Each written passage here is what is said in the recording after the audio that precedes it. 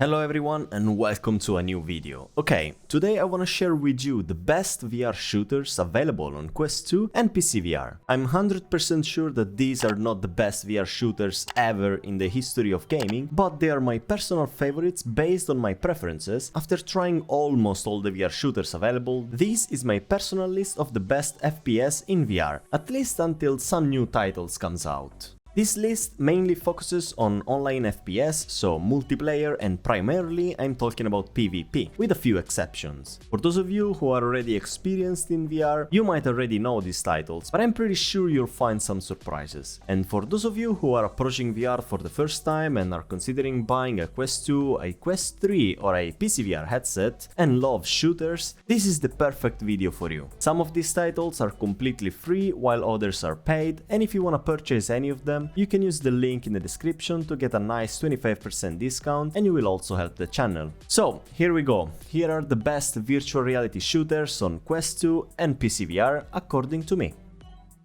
The first title, we couldn't miss Contractors, the Call of Duty of VR. Available on Quest 2 and PCVR, Contractors is honestly the shooter I've played the most among all the VR shooters available right now. If you're looking for a game similar to Call of Duty, this title is for you, especially because it has tons of incredible mods and many maps from various Call of Duty games on flat screen have been faithfully reproduced in the game. The shooting is more arcade style than realistic, the community is more mature compared to other titles, and you'll have plenty of hours of gameplay and different game modes thanks to the mods. There are even maps and loadouts from Star Wars, Team Fortress, Halo, and much more. Highly recommended.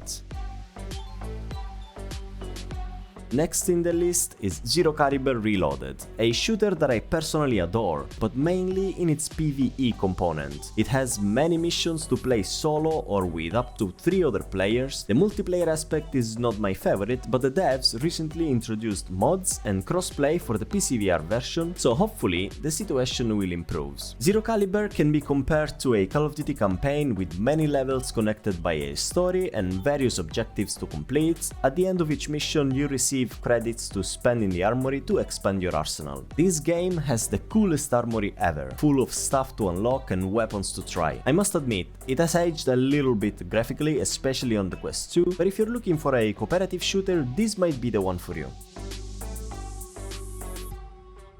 Ghosts of Tabor, ladies and gentlemen, is one of the highlights of this list. It's the VR counterpart of Escape from Tarkov, nothing more, nothing less. If you love that type of extraction shooter, close the video and go buy Ghost of Tabor immediately. No, I'm joking, stay until the end. Although the game is still in development and has many technical issues, the developers are constantly fixing things and have a solid roadmap for the future of this title. The shooting is very realistic, satisfying and damn difficult. Like Escape from Tarkov, it's centered on single runs, where you enter the map, loot as much as possible without getting killed by NPCs and real players, and escape from the map through one of the extraction points. There are missions to complete to increase your reputation with various factions, which will unlock stronger equipment to buy from different vendors. Like Escape from Tarkov, every few months there will be a server wipe, resetting your progress and you'll have to start from scratch. This might not appeal to everyone, but if you are a fan of Escape from Tarkov, you're probably used to this type of mechanics.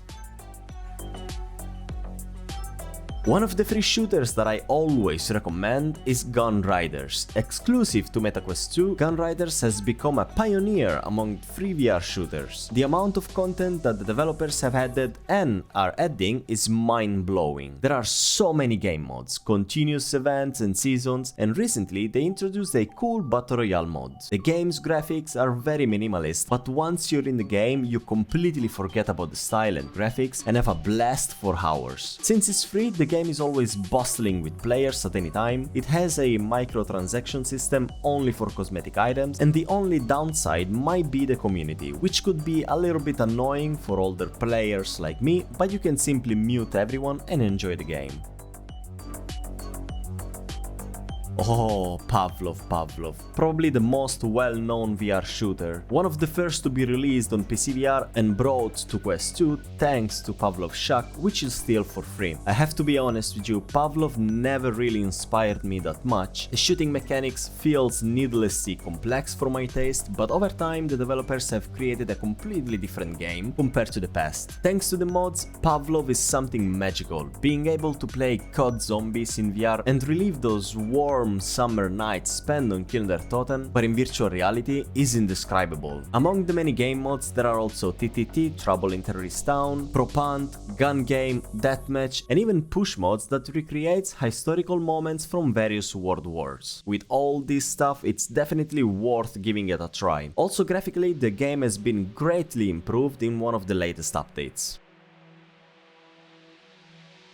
Battle Royale everywhere, and slowly they are taking over VR as well. If you are a fan of the genre, you probably already know Population 1, the best on the market and definitely the most played. Be warned though, starting to play Population 1 now could be very challenging. The players in this game are really skilled. Learning the mechanics well is really tough, but once you get used to the shooting system, it will be very rewarding. Population 1 is the classic Battle Royale, but with climbing and building mechanics, similar to Fortnite. The introduction of Battle Pass, missions to complete and limited time modes like Team Deathmatch are pretty cool. If I were you, I would give it a chance, especially because the game is completely for free.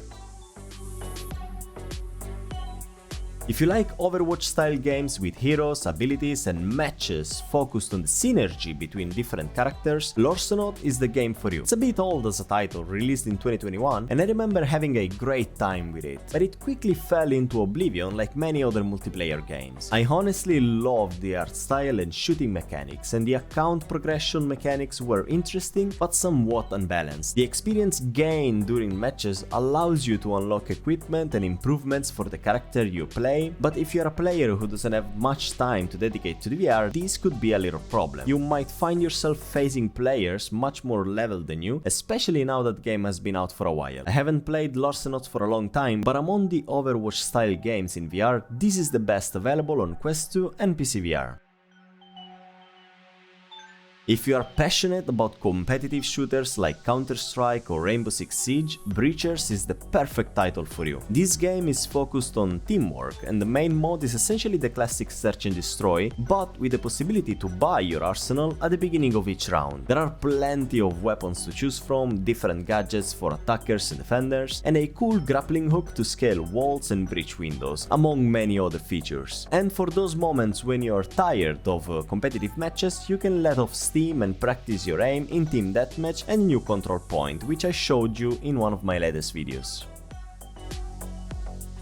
Another title that was previously paid but has now gone free to play is Hyperdash VR, the fastest FPS in an arena shooter style like Quake and old school shooters. There are no loadouts or weapons to choose from, everyone enters the match with the same weapon, and throughout the map you'll need to find stronger weapons, power-ups, health packs and armor. This game is incredibly fun and fast-paced, and while the movement system may seem a bit difficult to learn, it's actually very intuitive and smooth. Hyperdash VR offers classic multiplayer modes found in many shooters, but the twist is that you can join modded matches where these lobbies have special features, such as infinite dashes or health regeneration when you kill an enemy. Highly recommended, especially now that it's completely for free.